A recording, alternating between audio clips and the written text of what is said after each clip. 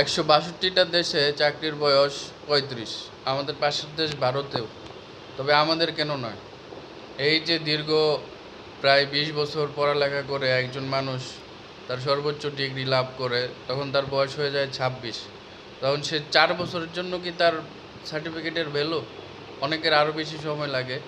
তো এই 2-3-4 বছরের জন্য কি তার জীবনের এই 26 বছরের পরিশ্রম বৃথা হয়ে যাবে? এগুলো কোন ধরনের যৌক্তিকতা?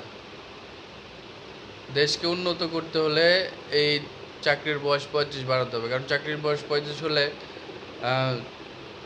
আমরা যারা আছি তারা চাকরি করতে পারবো এবং রিল্যাক্সে চাকরি করতে পারবো এবং সরকারি চাকরির পরীক্ষাগুলো দিতে পারবো। আর ভাই, এতে তো আপনাদেরও লাভ হবে, কারণ আরও মানুষ অ্যাপ্লাই করবে, আপনাদের আরও বেশি টাকা হবে। তো এখানে বাধা কোথায়? এই 4 বছর কেন আমাদেরকে সুযোগ দেওয়া হবে এত কষ্ট করে লেখাপড়া করা? এই লেখাপড়া করার মানে কি? এর থেকে সিএনজি চালালে তো আমাদের লাখ লাখ টাকা কামাই হতো। এই 26 বছরে কোটি কোটি টাকা কামাই হতো, নিজের পায়ে নিজে দাঁড়াতে পারতাম। এখন এই চাকরির জন্য 4 বছর যদি চাকরি কেউ না পায়, একটা বেকার ছেলে আবার সেই ছোটোখাটো কাজে যোগ দিবে, তাহলে তার পড়ালেখার এই জীবনটা কি, এই সময়ের মূল্য কে দিবে? এই সময়ের মূল্য আপনারা দিবেন?